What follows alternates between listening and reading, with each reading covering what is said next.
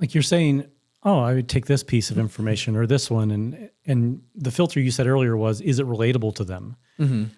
What if it's not relatable to them, but if you could measure this scientifically, their happiness would be way better or their life would be way less stressful. Yeah. It feels like they're missing out. Oh, 100%. And like I personally feel in those situations that like I want to like help. Like I feel like it's like it would be a missed opportunity to not try like persuading someone to try something they haven't done before. Yeah, it's such like a finicky thing. Okay, I mean, going back, I guess, to what I was trying to say before, I don't think you can intellectually convince someone to do something. I think you have to speak to someone emotionally, and I guess that's what I mean by relatability. Is someone might not be able to relate to it because it's so different compared to their own experience. And this is one of the reasons I was saying that like being an influence in that way. But if you are able to be like, whoa, I just tried this new thing. Like the example I always use is dancing. It's like, oh man, I just went to this place and did like this dance. Like I went to like an EDM festival and I did this dancing that I've never done before. And man, it was like so amazing. If I would just like try convincing someone who's never done that before, they've never danced in their life, they've never done anything like that, they don't even understand what that would look like in their own mind, how to do it. If I was just like intellectually trying to convince them, being like, I think you should dance. Like dancing would be really fun. It's a lot of fun. It makes you feel really good. It makes you feel really safe. It makes you feel like you're around other people more, and that's a really like awesome thing. Like I feel like if you just tried convincing someone just like through words and like ideas, they're gonna be less inclined to be convinced by that. And I think the reason why I was using the word persuasion is because I think you can emotionally influence someone in a way where they relate to it emotionally. So like the same example, I'd be like, oh man, I've actually dealt with like anxiety issues and it like really kind of fucks up my life where like I want to like be around people, but I just like don't know how to like let this side of myself out. And when I was like dealing with this like feeling, I went to like this festival. It was really hard. I remember like feeling like scared and like concerned about like doing this. I'm like, oh my God, I'm so stupid dancing. Like I feel so stupid. And then I just like started like moving my body more. And I was like, oh man, this actually feels like really good. And then seeing people like emotionally like having fun with you while dancing. And I'm like, oh wow, I could like see how this could be like such a fun thing. And then doing that for a while, you just feel like that those barriers are just gone around you. And you just like, oh my God, I've been like missing this. And this is such a great like outlet to feel this way that I need to. I feel like talking in that way of talking from your own experience, they're not going to like, they might not fully relate to the intellectual things or who I am as a person, but they might relate to the emotional areas that are common between us. And I think that's how but if you take that approach, they are going to be the ones making that choice to change for themselves because they want that. And the only thing you can do is being a motivator or supporter in that way. I don't think you can convince someone to do something, but you can help open the idea up to them and then support them. Well, if you hadn't already convinced me to go dancing, I think I would have been convinced to go dancing. But I feel like you kind of convinced me intellectually about dancing, where I was just like, oh, this sounds awful. But he really likes it, and he says it's going to be good for me. It does not sound good. It sounds awful, but I'm just going to go do it and give it a try. Yeah. But you were very trusting of me.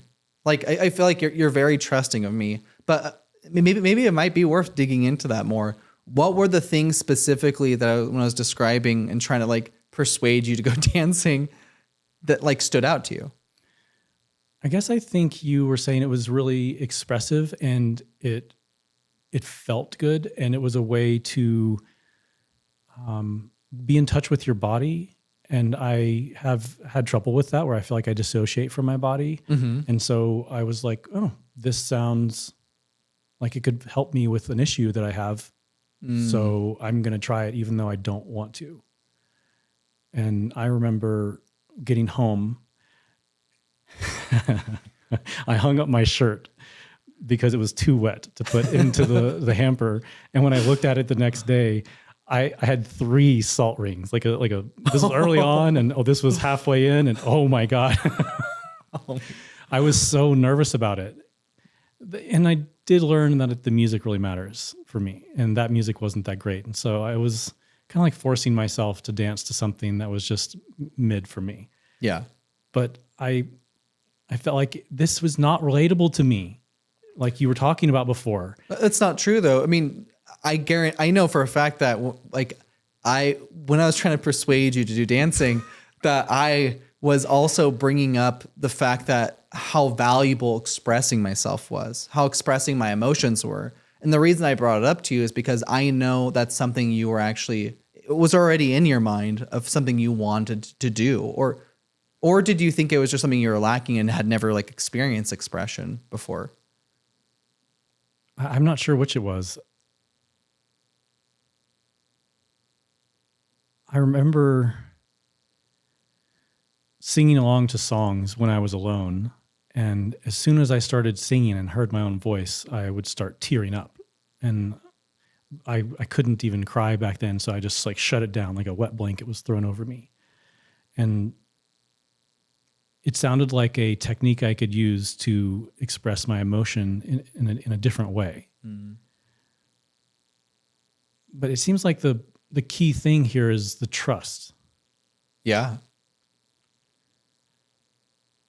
That I trusted that you were recommending me something that would be good for me, and I was willing to just jump into it. Yeah. Because I guess maybe it was FOMO of I was going to miss out on something or people were enjoying something. Yeah, I remember reading about Europeans, how they dance so much more. It's just like a more common activity. And when I learned that entire nations of people were doing that, it was like, oh man, I'm missing out on that. But I didn't, like, it sounded awful still, but I missed with what they were getting from it. Yeah. So you already had like it kind of like built up over time, these ideas about like a concept like dancing or like singing, like expression, that was something you were kind of lacking, but you heard from a bunch of different sources that is like a valuable thing. And then you kind of had like a natural desire built up for that over time. Yeah. Okay. Well, I mean, in this like same type of like scenario of trying to change someone, what if someone like isn't even like you, or they don't even know the value of trying new things? Like, have you? That sounds like the first thing I need to convince them about. Yeah. Well, convincing is a lot better than I think saying to change someone. I know, because I don't think you can actually change someone. Someone has to make that choice to change for themselves.